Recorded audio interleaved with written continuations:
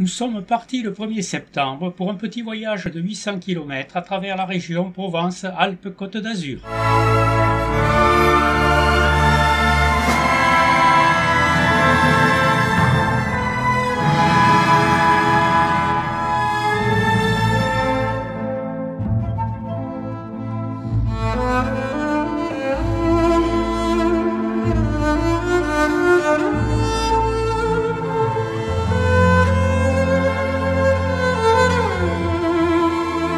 Nous quittons Colmar-les-Alpes.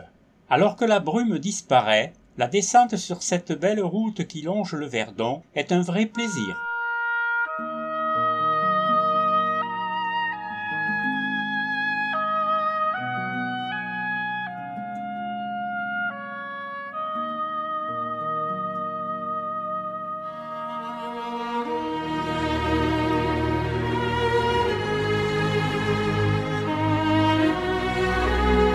La rivière se jette dans le lac de Castillon, à Saint-Julien-du-Verdon, au typique campanile.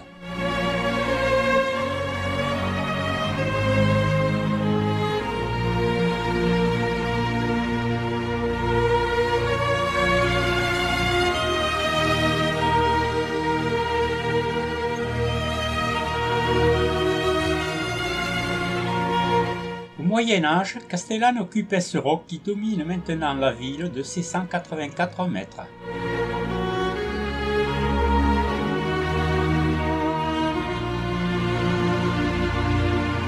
L'ascension du roc permet d'accéder à l'ancienne cité du Haut Moyen-Âge, Petra Castellana, dont les murailles datent du XIIe siècle.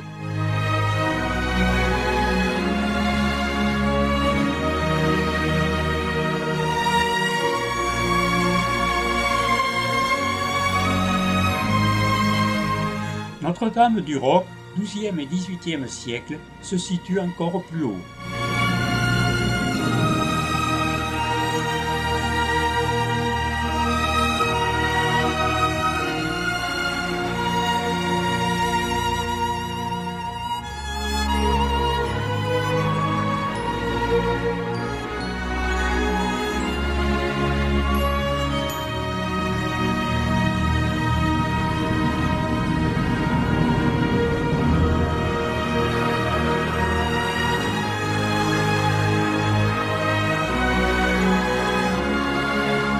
Une route sans déclivité nous amène à l'entrée des gorges du Verdon. Mais les difficultés apparaîtront rapidement, puisque nous devrons franchir un col à plus de 1000 mètres.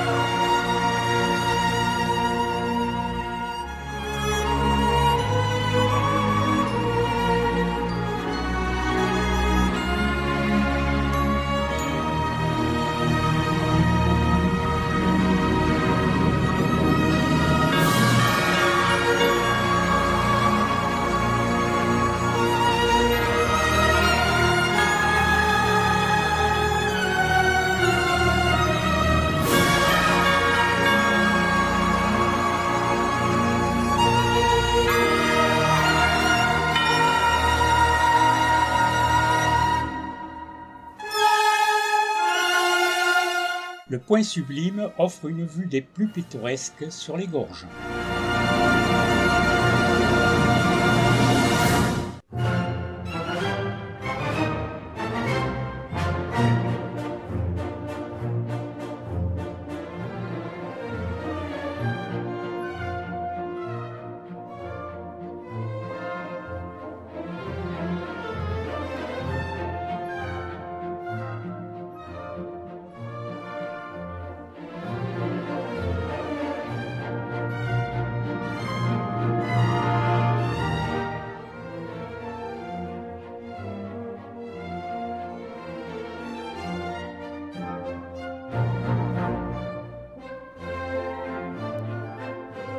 Les paysages nous apparaissent encore plus beaux dans la descente.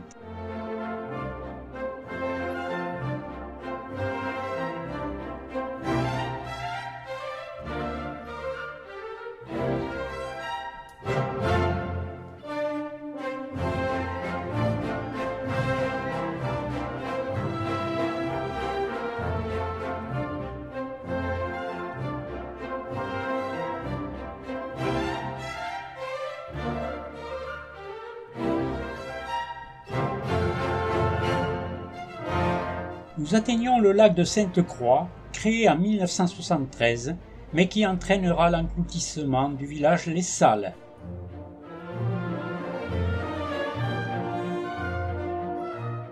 Tout en haut de la colline, dans l'échancrure d'un immense rocher, Moustier nous accueille.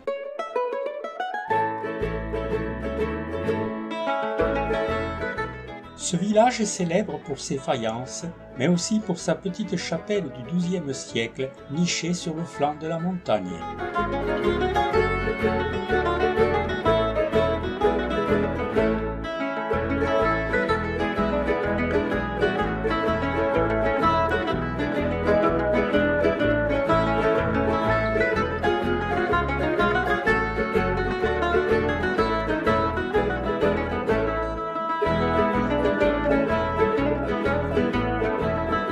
C'est à Pamoison que nous entrons sur le plateau de Valençol.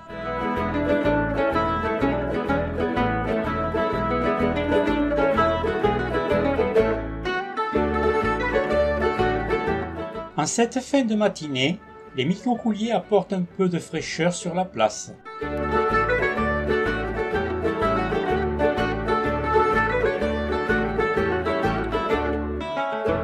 Au-delà des champs de Lavandin, on aperçoit la montagne de Lure et peut-être le mont Ventoux.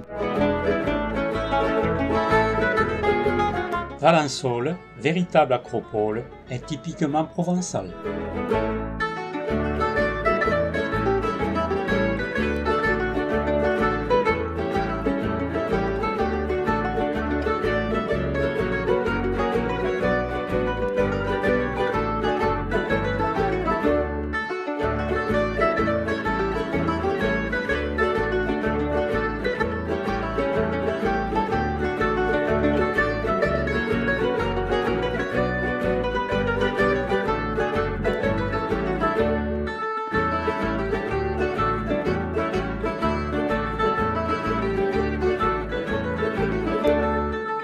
Le plateau de Valençol, à 650 mètres d'altitude, présente de grands horizons de cultures céréalières et de champs de lavandin.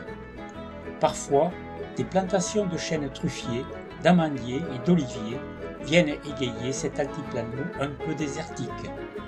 Quel bonheur d'évoluer dans cet espace retiré qui nous projette dans un monde très éloigné.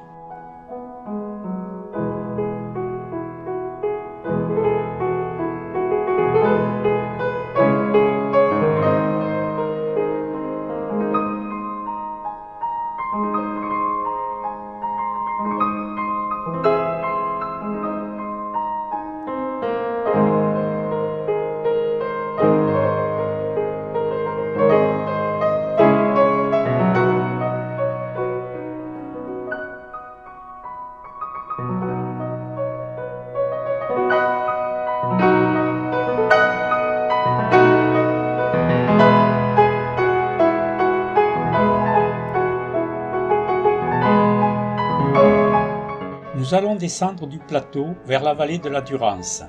Cette rivière capricieuse est redoutée pour ses crues et son étillage met à jour de larges bancs de gravier.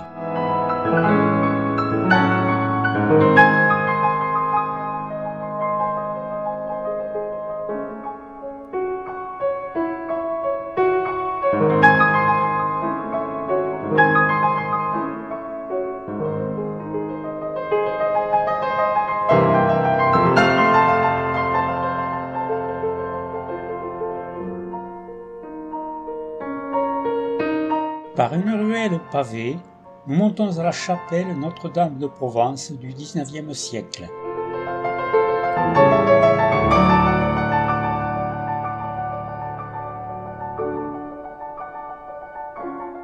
De style néo-byzantin, ce monument octogonal est décoré d'anges musiciens et doté d'un carillon de 15 cloches.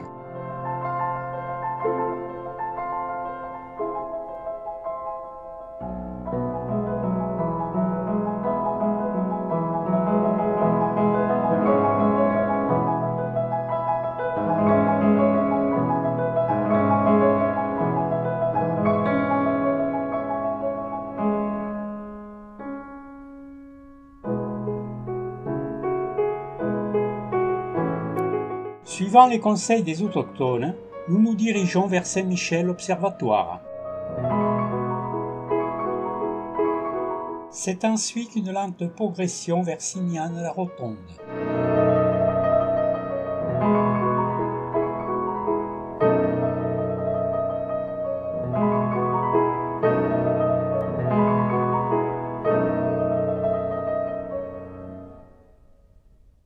Une rue très étroite nous mène au château et sa rotonde dodécagonale irrégulière du XIIIe siècle.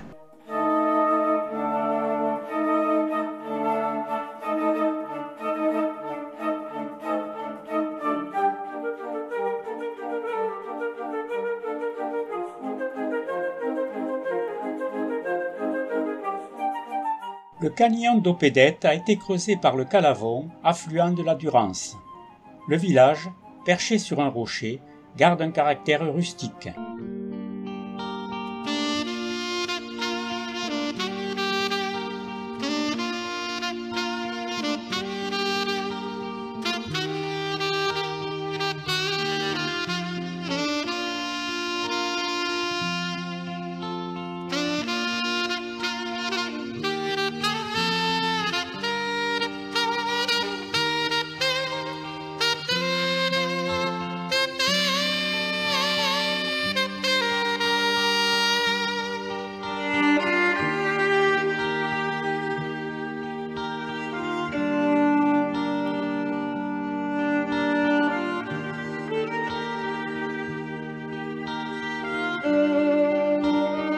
Les petites routes sont bordées de chênes verts qui sont les témoignages d'une région aride.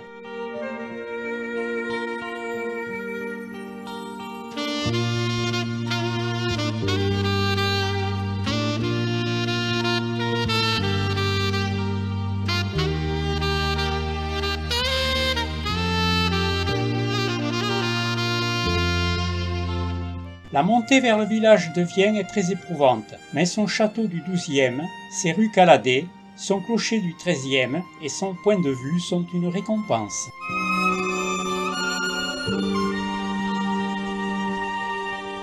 Nous avons la surprise de voir un pianiste transportant son instrument en vélo. Même électrifié, déplacer 400 kg vers un village si haut perché est une prouesse.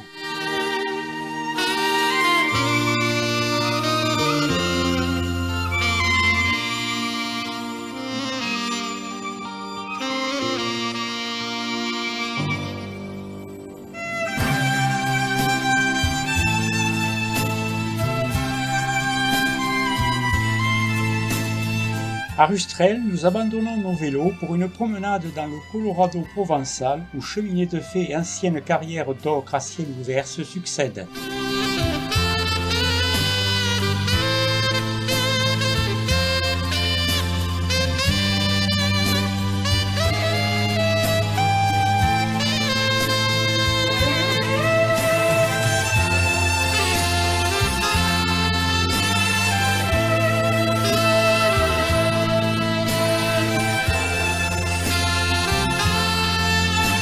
Ce camping en a profité pour créer une atmosphère de western.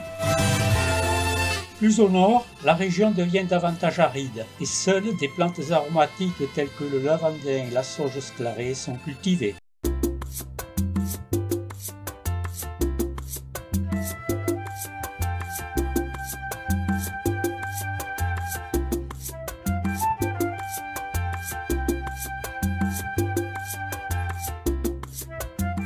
Le relief karstique du plateau d'Albion, percé d'Avin, est un énorme bassin aquifère dont les rivières souterraines alimentent la remarquable exurgence de fontaines de Vaucluse.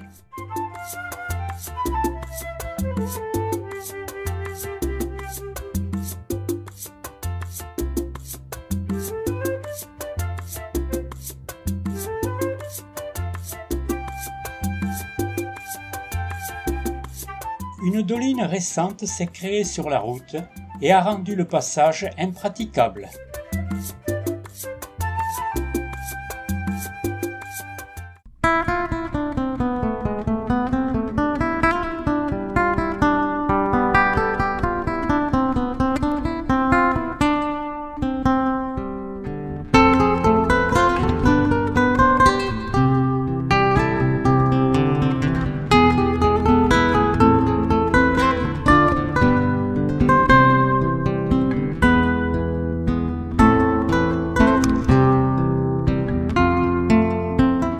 nous abandonnons le plateau d'Albion pour atteindre Sceaux à 760 mètres d'altitude. La présence de nombreux cyclistes prêts à affronter le Ventoux fait penser à Lhasa, où une foule d'alpinistes se prépare pour l'assaut de l'Everest.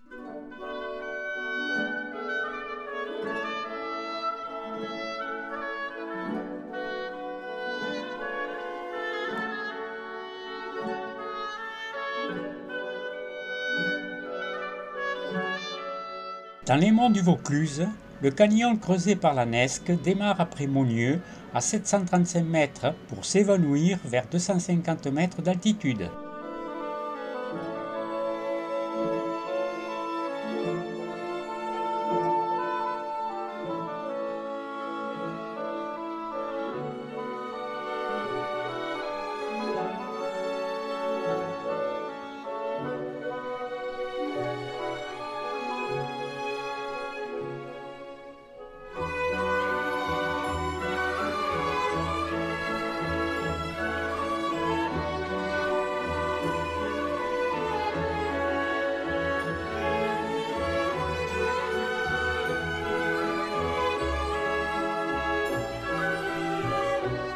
Nous atteignons le belvédère depuis lequel on aperçoit le rocher de cire. Ni chat, ni chèvre, ni satyre, je vous en réponds, jamais n'y grimperont, écrit Frédéric Mistral.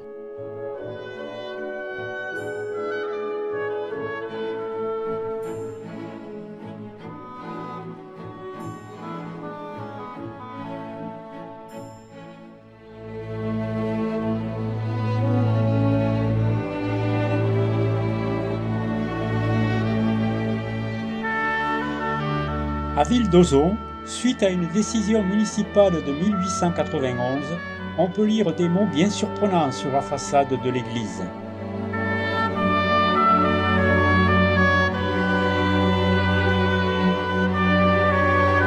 Dans cette vaste plaine, Pernes-les-Fontaines a été capitale du comtat du XIIe au XIVe siècle.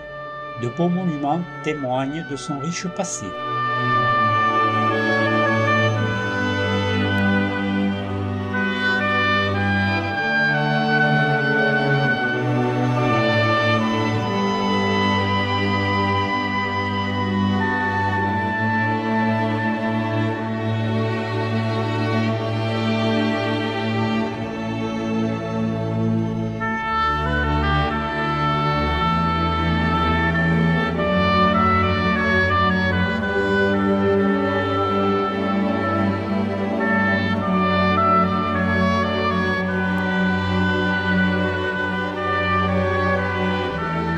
Le Thor. Son église romane date du XIIe siècle et la porte Notre-Dame possède un beffroi et un campanile bulbé remarquables. Pétrarque a dédié ses poèmes à Laure de Noves. Il écrit « Elle apparut à mes regards pour la première fois au temps de ma jeunesse en fleurs, le 6 avril 1327. Le massif des Opis, dans la chaîne des Alpilles.